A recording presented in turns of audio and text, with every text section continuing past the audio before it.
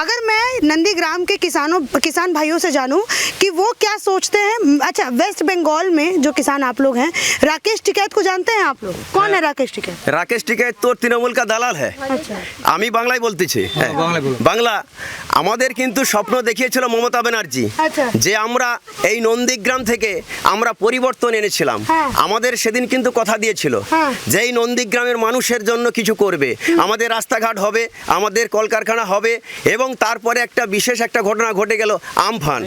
আমার বাড়িটা এই বাড়িটা আমার, এই বাড়িটা হ্যাঁ সম্পূর্ণ ধূলিসাৎ হয়ে গেল। আমি গেলাম আমাদের পঞ্চায়েত নির্বাচিত যে আমাদের মেম্বারের কাছে গেলাম, উনি কিন্তু জনপ্রতিনিধি নয়। 2018 সালে আমাদের নমিনেশন করতে দেয়নি। আমরা নন্দীগ্রামের মানুষ, আমরা ভোট দিতে পারিনি। আমরা পঞ্চায়েত থেকে শুরু করে, আমাদের পঞ্চায়েতের সমিতি থেকে শুরু করে, জেলা পরিষদ থেকে শুরু করে আমাদের নমিনেশন করতে দেয়নি। আমরা পশ্চিম বাংলার মানুষ, আমরা ভারতবর্ষ, আমরা স্বাধীন দেশে বাস করি। আমরা কি আবার পরাধীন হয়ে গেলাম? আমরা গণতান্ত্রিক পদ্ধতিতে আমরা ভোট দিতে চাই, কিন্তু আমাদের ভোট দিতে দেয় না। আমাদের ভোট লুট করেছে মমতা ব্যানার্জি সরকার। मतलब आप कहना चाहते हैं कि आपका वोट लूटती है ममता सरकार और आपको वोट नहीं देने देती है। लोकतंत्र पूरी तरीके से खत्म हो गया है। उन्होंने कहा था आपका ये घर है जो पीछे दिखा रहे हैं, ये आम्फान में पूरी तरीके से बर्बाद हो गया था। इसका जब आपने मुआवजा लेना चाहा तो नहीं मिला, आपको कुछ भी नहीं मिला, ठीक है। और आपने राकेश टिकैत के बारे में जो बोला वो तो सुना ही दे दिया। और अगर मैं किसानों से बोलूं, राकेश टिकैत को जानते हैं? आगे बताइए ना, कैमरा के सामने। किसान आंदोलन यूपी नेता आइए, आगे आइए।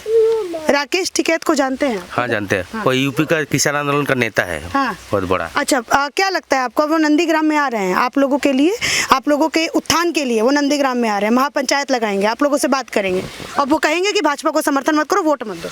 वो नंदीग्राम में नहीं आ रहा है, उसको नंदीग्राम में लाया जा रहा है, लाया जा रहा है। ममता बनर्जी उसको लाया जा रहा है, ला रहे हैं इसको, यहाँ का किसान को भड़काने के लिए और भाजपा के बारे में विरोध करने के लिए। यहाँ का जो इंसान है, आदमी है, जनसाधारण है, सबको भाजपा के विरोध करने के लिए और उसको लाया जा रहा है। अच्छा, ममता बनर्जी। एक बात बताइए, जैसे ममता बनर्जी आप लोग कह रहे हैं कि उनको लाया जा रहा है, ममता बनर्जी राकेश टिकैत को नंदीग्राम में लैंड करवा रही हैं, तो क्या लगता है इससे ममता बनर्जी को कुछ फायदा होगा? आप ही का सोच करके लेके आ रही होंगी ना वो राकेश टिकैत को, कि चलो किसान है उनके फायदे में लेके आते हैं राकेश टिकैत को। इस साल में ममता बनर्जी का कोई फायदा नहीं होगा। इससे भाजपा का और ज़्यादा लाभ हो जाएगा हमको। यहाँ का किसान समझ लिया है ममता जी उन लोगों के बारे में सोचता ही नहीं, उन लोगों के बारे में कुछ करता ही नहीं। पहले से आने के वक्त बहुत आश्वास दिया, बहुत कुछ करेंगे, बहुत कुछ दिखाएंगे, कलकत्ता लंदन होगा, गोवा होगा, ये होगा, किसान मंडी होगा, बहुत बड़ा कोल्ड स्टोरेज होगा, गाँव में बहुत कुछ करेगा। ये वादा करके ये हम लोगों को आंखों में यही दिखा के आया था, लेकिन हम लोग पूरा क्या बोले, मतलब हम लोगों को लगता है 2020 से ज़्यादा खतरनाक था 2011। अच्छा, जिस साल में ममता बनर्जी बंगाल में एंट्री लिया है। 2011 ज़्यादा खतरनाक है, 2020 सबसे खतरनाक है हमारा बांग्ला के लिए। ठीक है, लेकिन यहीं से तो नेता बनी थी ममता बनर्जी, तो क्या उस समय क्या था और इस समय क्या गड़बड़ी होगी? उस समय भी किसानों के लिए सोच रही थी और इस समय भी किसानों के लिए सोच के राकेश टिकैत को ला रही हैं आपके हिसाब से? যে মমতা ব্যানার্জি আজকের পশ্চিম বাংলা থেকে মানুষ তুলে নিয়ে গিয়ে পাঞ্জাবে আন্দোলন করছে, যে মমতা ব্যানার্জি পশ্চিম বাংলা থেকে মানুষ তুলে নিয়ে গিয়ে উত্তরপ্রদেশে আন্দোলন করছে, সেই মমতা ব্যানার্জি কেন আমাদের প্রধানমন্ত্রী আবাস যোজনা, প্রধানমন্ত্রী কিষাণ সম্মান নিধি, আমাদের যে প্রধানমন্ত্রী, আমি তো ভারতবাসী, আমি পশ্চিম বাংলার মানুষ হলেও আমি ভারতবাসী, আমি চাই কৃষক সম্মান নিধি। কেন মমতা ব্যানার্জি কেন কৃষক সম্মান নিধি নিচ্ছে না? কেন কৃষককে বঞ্চিত করছে? আজকের আমাদের 70-72 লাখ কেন পশ্চিম বাংলায় কেন কৃষক বঞ্চিত হবে? আমরা মমতা ব্যানার্জির বিরুদ্ধে আমাদের লড়াই নয়, মমতা ব্যানার্জির যে দ্বিচারিতা, যে পশ্চিম বাংলার মানুষকে যেভাবে হেনস্থা করছে, পশ্চিম বাংলার মানুষকে যেভাবে বঞ্চনার শিকার করছে, আজকের তার বিরুদ্ধে আমাদের লড়াই। আমাদের যে ভূমিপুত্র শুভেন্দু অধিকারীর নেতৃত্বে আমরা 2007 সাল থেকে ভূমি উচ্ছেদ প্রতিরোধ কমিটির হয়ে আমরা লড়াই করেছি। আজও আমরা দাদার সঙ্গে আছি। এই মমতা ব্যানার্জিকে এই নন্দীগ্রামে আমরা 60 থেকে 70 হাজার ভোটে পরাস্ত করে দিদিমণিকে আবার ফিরিয়ে দেবো সেই নবান্নের নিচতলায়। আমরা 14 তলায় আর উঠতে দেব না। আমরা নন্দীগ্রামবাসী, আমরা চাই মমতা ব্যানার্জির অবসান হোক। এই কৃষকের চোখের জল, কৃষকের মনের কথা, কৃষকের মনের ব্যথা এই মমতা ব্যানার্জি খেসারত দিতে হবে। ওনাকে আমরা প্রতিষ্ঠা করেছিলাম, আমরা আবার ওর অবসান চাই, ওনাকে আবার আমরা বিসর্জন দেব 7 সাগর 13 নদীর পারে। মমতা ব্যানার্জি চলে যাবে, আমার নতুন হবে সোনার বাংলা। আমরা সোনার বাংলা করতে চাই। এই বাংলায় আমরা মোদিজির হাত ধরে এই বাংলাকে আমরা সোনার বাংলা করব। এই বাংলায় আমাদের কলকারখানা হবে, এই বাংলায় আমাদের বেকার সমস্যা মিটবে, এই বাংলা আবার সোনার বাংলা হবে। সেই দিনটার জন্য আমরা অপেক্ষা করে আছি। মমতা ব্যানার্জিকে আমরা চাই না, মমতা ব্যানার্জিকে চাই না। উনি একদম সর্বনাশিনী, ও রাজ্যটাকে শেষ করেছে, আবার ওই কিছু লোকজন জড়ো করে আবার দেশটাকেও শেষ করবে। ওকে আমরা বিনাশ করতে চাই এই নন্দীগ্রাম থেকে। দেখুন কয়েকদিন আরে নন্দীগ্রামে এসেছিল, নন্দীগ্রামে ঘোলপুকুরে ওনার কনভয় যাচ্ছে, ওনার ত্রিস্তরীয় নিরাপত্তা, ওনার যদি জেড প্লাস ক্রাকরি নিরাপত্তা থাকে তাহলে ওনাকে কি করে বিজেপির লোক মারলো? কিভাবে নন্দীগ্রামকে অসম্মান করছে, কিভাবে নন্দীগ্রামের মানুষকে অসম্মান করছে। আমরা নন্দীগ্রামবাসী, এই নন্দীগ্রামে কিন্তু আন্দোলনের মাটি, এই নন্দীগ্রাম স্বাধীনতার মাটি, এই নন্দীগ্রাম কিন্তু পথ দেখায় সারা বিশ্বকে, সারা রাজ্যকে। তাই আমরা বলছি ওই মমতা ব্যানার্জিকে আমরা বিসর্জন দেব, ওই মমতা ব্যানার্জিকে আমরা বিসর্জন দিয়ে আমরা শুভেন্দু অধিকারী হাত ধরে আমরা নন্দীগ্রামকে মোদিজির হাতে তুলে দেব। সেই দিন আমাদের সার্থক হবে আন্দোলন, সেই দিন মমতা ব্যানার্জি বুঝতে পারবে নন্দীগ্রামের মানুষ শেষ কথা বলে, নন্দীগ্রামের মানুষ শেষ কথা বলবে। बिल्कुल नेता की तरह बोलते हैं। आइए मैं आपको समझाती हूँ कि अच्छा नेता की तरह बोलते हैं। इन्होंने कहा, मैं मोटे मोटे तौर पे आपको समझाती हूँ। इन्होंने कहा कि इस बार नंदीग्राम में, वेस्ट बंगाल में ममता बनर्जी का विसर्जन चाहिए, ममता बनर्जी यहाँ पे नहीं चाहिए। जो अभी हाल फिलहाल में उन्होंने नंदीग्राम में जो वो पोल से उनको गाड़ी में चोट लग गई थी, पैरों पे चोट लग गई थी, वो उन्होंने एक ड्रामा किया था। नंदीग्राम के लोगों को उन्होंने बदनाम करने की कोशिश की थी, जिसमें उन्होंने बहुत बड़ा काम कर दिया। ऐसा कुछ हमें ममता बनर्जी नहीं चाहिए। दूसरा इन्होंने कहा कि जो पीएम किसान निधि योजना की तरफ से 6,000 रुपये किसानों को दिए जाते हैं, वो भी ममता बनर्जी हम किसानों के पास नहीं आने देती हैं। तो इसीलिए हमें इस बार वेस्ट बंगाल में मोदी चाहिए, ना कि ममता दीदी चाहिए। और भी लोगों से जानते हैं। आप बताइए भैया, आपको क्योंकि हिंदी आता है।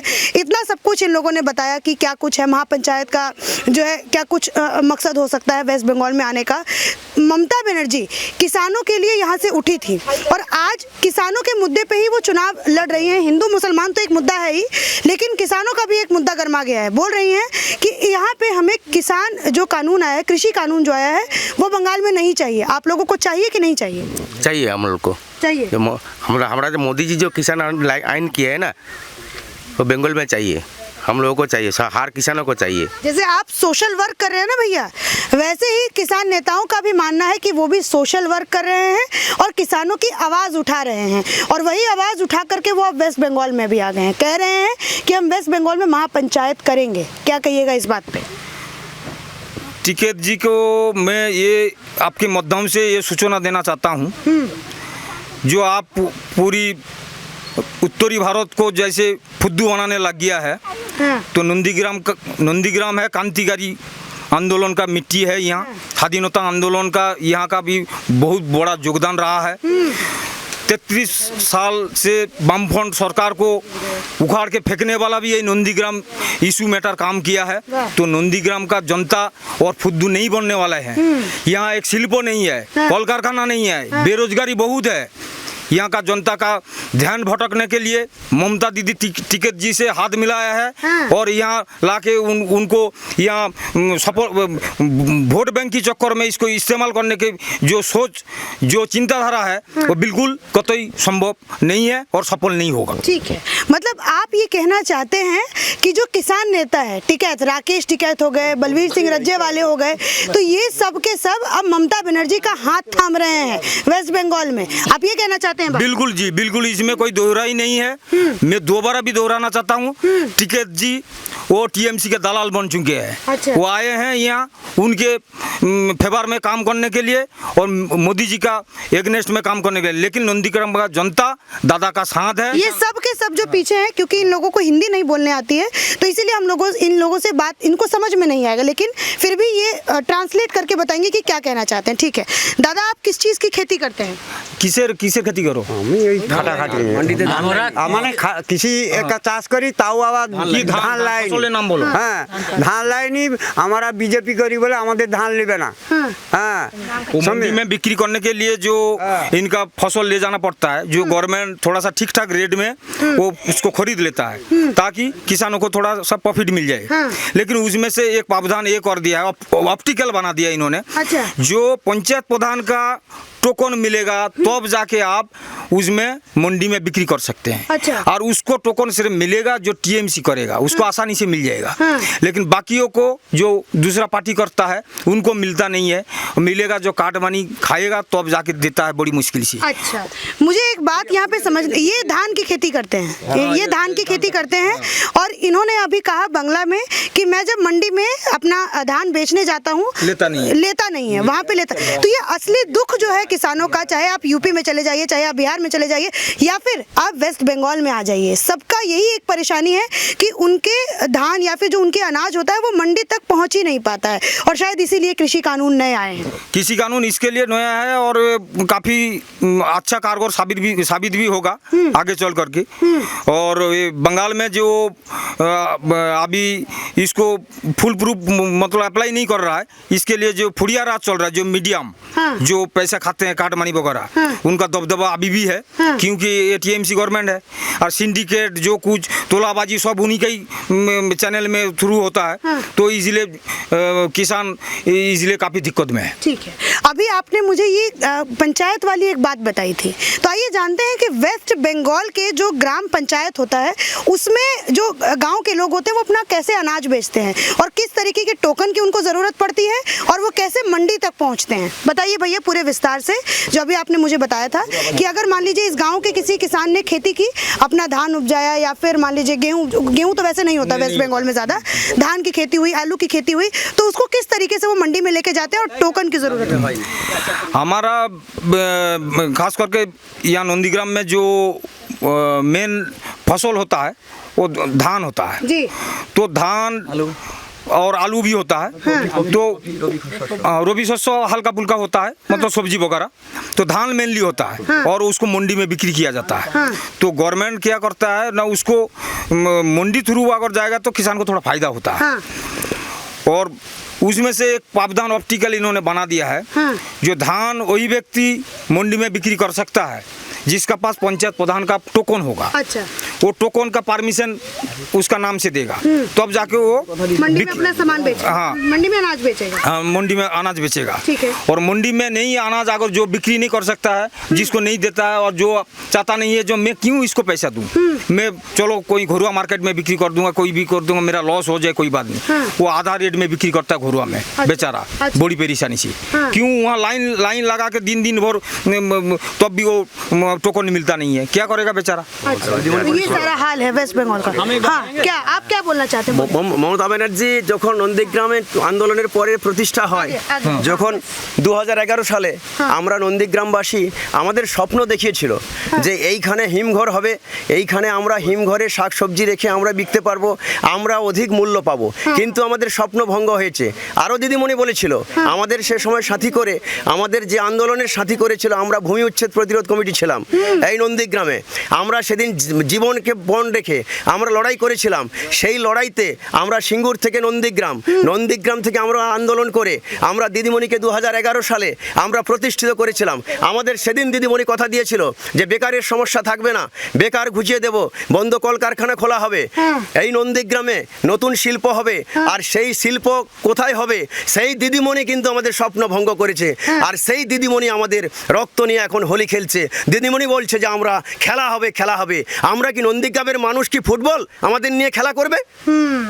अभी मुझे भी थोड़ा थोड़ा समझ में आया, लेकिन अगर पूरी तरीके से समझना चाहे तो आप समझाइएगा या आप बताइए। दीदी मोनी बोल रहा है तो हमको उसी एनर्जी के साथ जिन्होंने ऐसे ही बोला है। वो बोल रहे हैं कि दीदी मोनी जब आया था हम लोग को समझाया था हम जीतेंगे तो यहाँ हमको क्या कोल्ड स्टोर बनाएंगे, जो सब्जी रखेंगे ज़्यादातर दिन रखेंगे, तो जितना दिन उसको भाव बढ़ेगा उस टाइम आप बेचेंगे। तो ये तो बनाया नहीं है।